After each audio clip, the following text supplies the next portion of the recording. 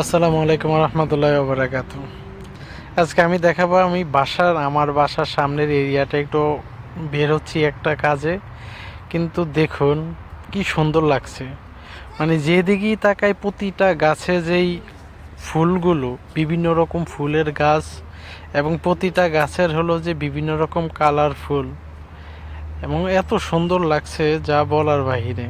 আপনার যেদিকেই দেখবেন প্রতিটা গাছ, রাস্তার আশেপাশে বাসা এবং পার্কগুলো, সব দিকে সবুজের সমারোহ, মানে দেখেই মনটা ভরে যায়।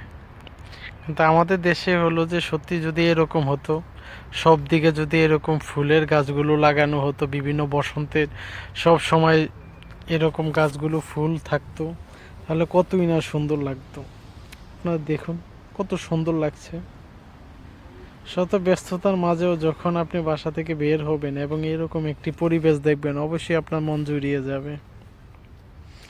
সত্যি কথা বলতে আমার এই বিষয়গুলো অনেক ভালো লাগে এবং দেখতেও অনেক সুন্দর।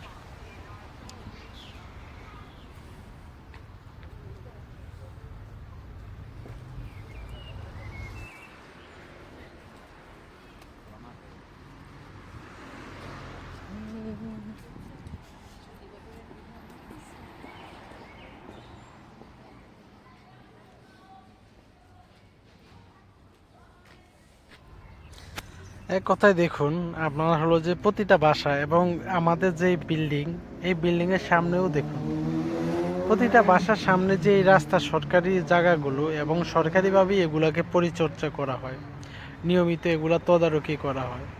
এখানে একটা জিনিসই দেখলাম, এরা হলো যে ইতালিতে তারা গাছকে যে পরিমাণ যত্ন করে, কোনোভাবে হলো যে আপনি গাছ কাটার আগে অবশ্যই আপনি অনুমতি নিতে